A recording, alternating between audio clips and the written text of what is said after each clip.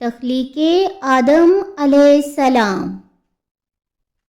حضرت آدم علیہ السلام کے نہ ماں ہیں نہ باپ، بلکہ اللہ تبارک و تعالی نے ان کو مٹی سے بنایا ہے۔ چنانچہ روایت ہے کہ جب اللہ تبارک و تعالی نے آپ علیہ السلام کو پیدا کرنے کا ارادہ فرمایا تو حضرت اسرائیل علیہ السلام کو حکم دیا کہ زمین سے ایک مٹھی مٹی لائیں۔ حکم خداوندی کے مطابق حضرت اسرائیل علیہ السلام نے آسمان سے اتر کر زمین سے ایک مٹھی مٹی اٹھائی تو پوری روئے زمین کی اوپری پرت چھلکے کے مانند اتر کر آپ علیہ السلام کی مٹھی میں آ گئی، جس میں 60 رنگوں اور مختلف کیفیتوں والی مٹیاں تھیں، یعنی سفید اور سیاہ اور سرخ اور زرد۔ یہ رنگوں والی مٹیاں تھیں اور نرم و سخت تھیں، شیریں و تلخ تھیں، نمکین و پھیکی وغیرہ۔ یہ کیفیتوں والی مٹیاں شامل تھیں۔ پھر اس مٹی کو مختلف پانیوں سے گوندنے کا حکم فرمایا، چنانچہ ایک مدت کے بعد یہ چپکنے والی مٹی بن گئی۔ پھر ایک مدت تک یہ گوندھی گئی تو کیچڑ کی طرح بودار گارا بن گئی۔ پھر یہ خشک ہو کر کھنکھناتی اور بجتی ہوئی مٹی بن گئی۔ پھر اسی مٹی سے حضرت آدم علیہ السلام کا پتلا بنا کر جنت کے دروازے پر رکھ دیا گیا، جس کو دیکھ دیکھ کر فرشتوں کی جماعت تعجب کرتی تھی، کیونکہ فرشتوں نے ایسی شکل و صورت کی کوئی مخلوق کبھی دیکھی ہی نہیں تھی۔ پھر اللہ تبارک و تعالی نے اس پتلے میں روح کو داخل ہونے کا حکم فرمایا، چنانچہ روح داخل ہو کر جب آپ علیہ السلام کے نتھروں میں پہنچی تو آپ علیہ السلام کو چھینک آئی، اور جب روح زبان تک پہنچ گئی تو آپ علیہ السلام نے الحمدللہ پڑھا، اور اللہ تعالیٰ نے فرمایا یرحمک اللہ، یعنی اللہ تعالیٰ تم پر رحم فرمائے۔ اے ابو محمد یعنی آدم، میں نے تم کو اپنی حمد ہی کے لیے بنایا ہے۔ پھر رفتہ رفتہ پورے بدن میں روح پہنچ گئی اور آپ علیہ السلام زندہ ہو کر اٹھ کھڑے ہو گئے۔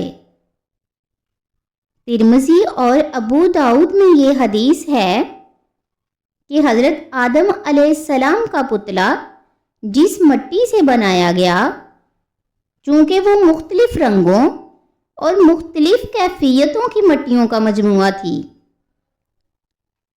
اس لیے آپ علیہ السلام کی اولاد یعنی انسانوں میں مختلف رنگوں اور قسم قسم کے مزاجوں والے لوگ ہو گئے۔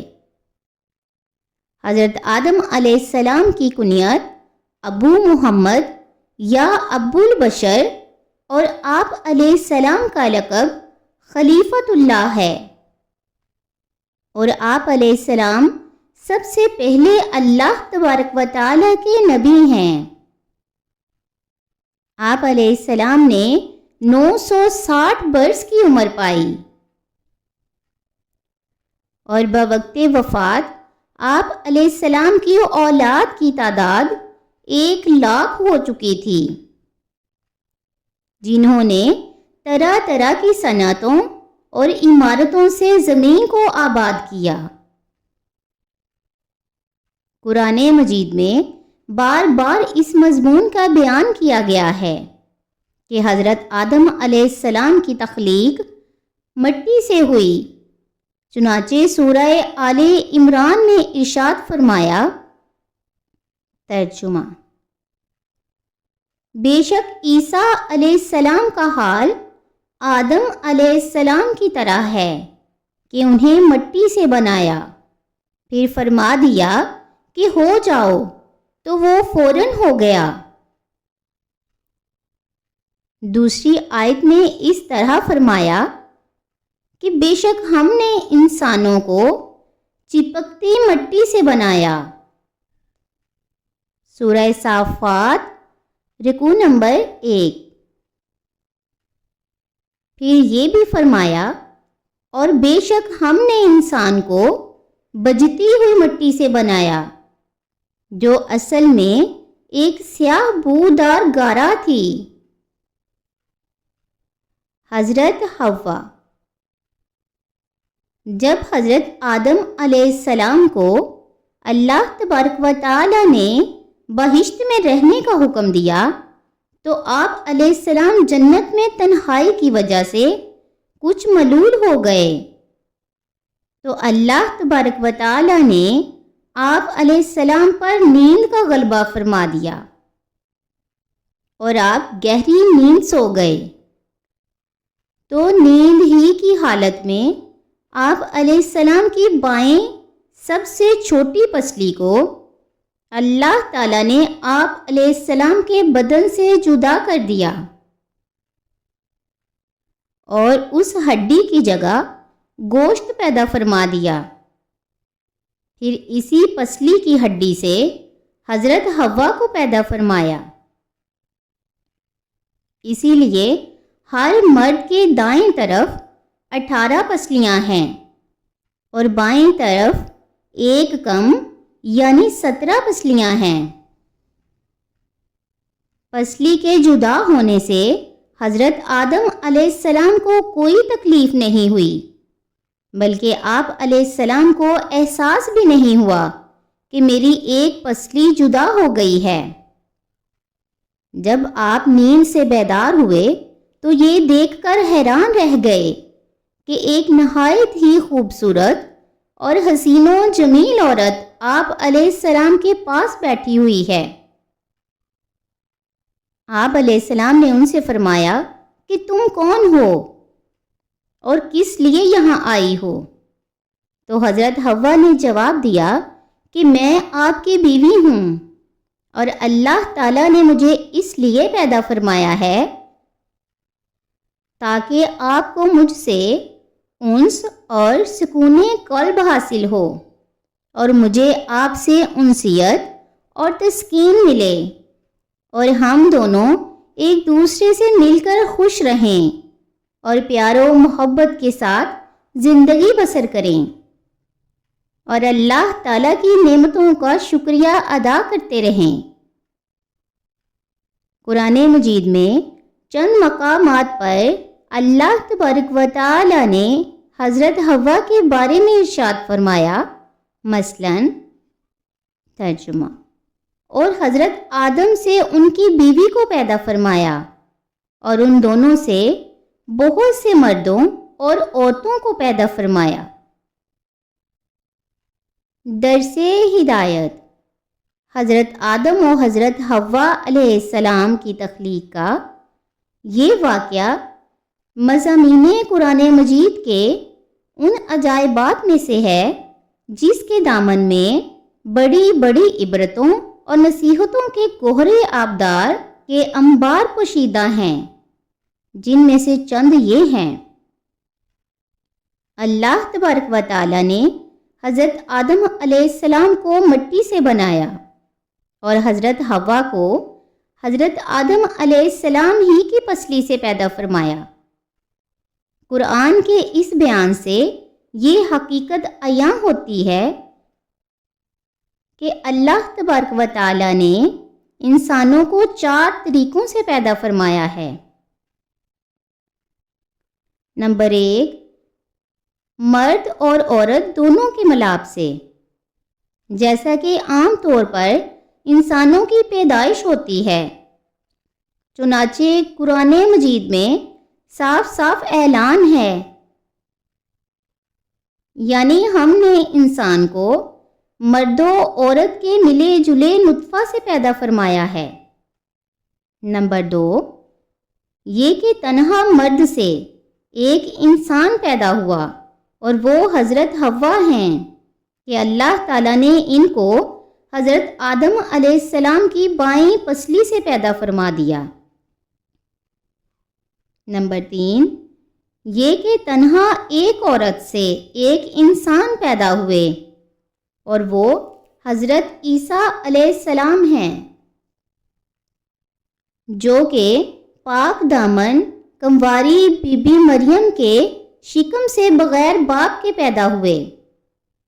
نمبر 4، بغیر عورت اور مرد کے بھی ایک انسان کو اللہ تبارک و تعالیٰ نے پیدا فرما دیا، اور وہ انسان حضرت آدم علیہ السلام ہیں کہ اللہ تبارک و تعالیٰ نے ان کو مٹی سے بنا دیا۔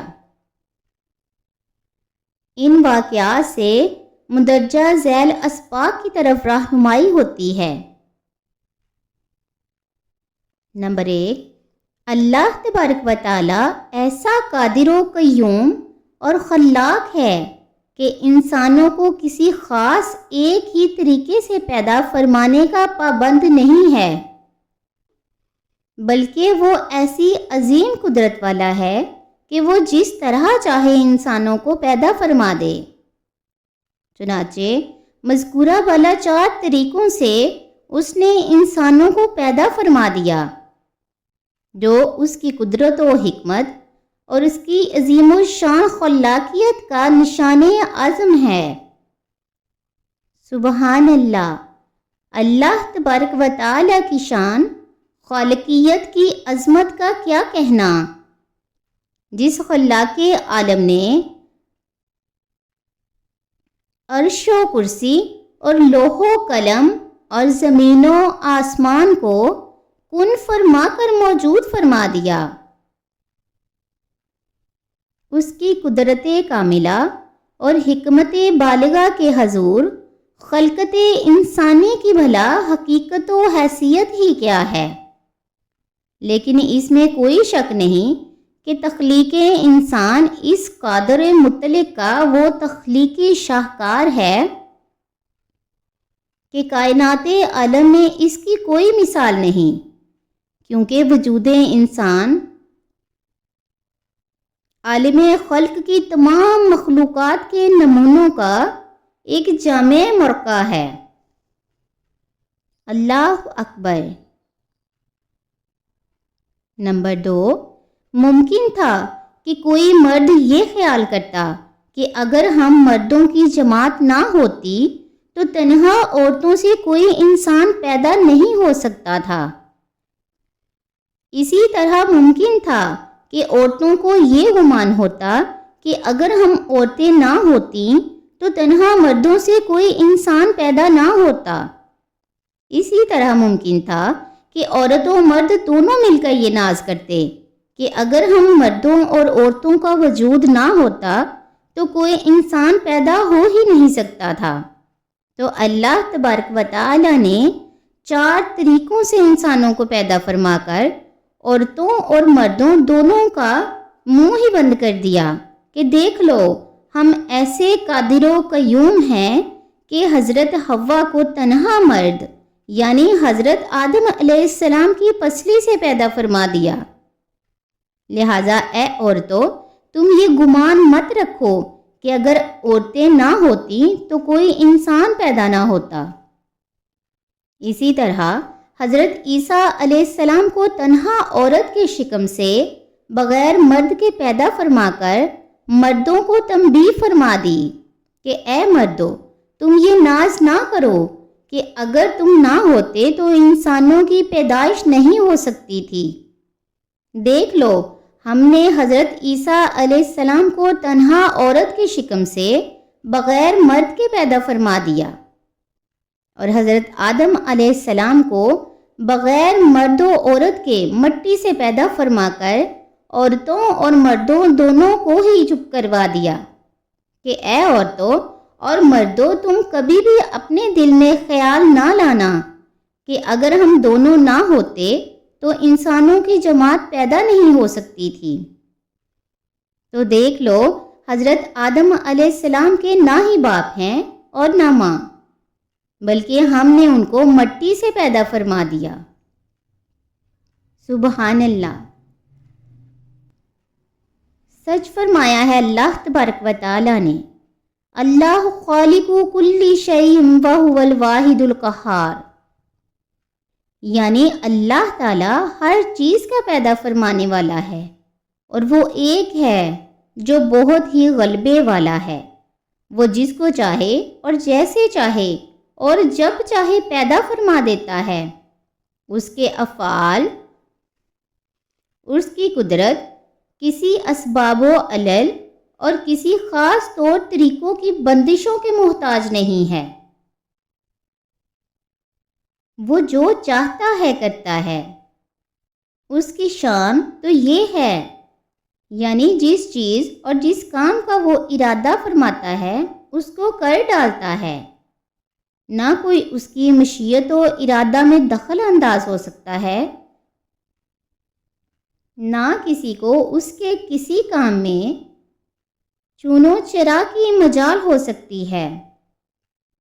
بے شک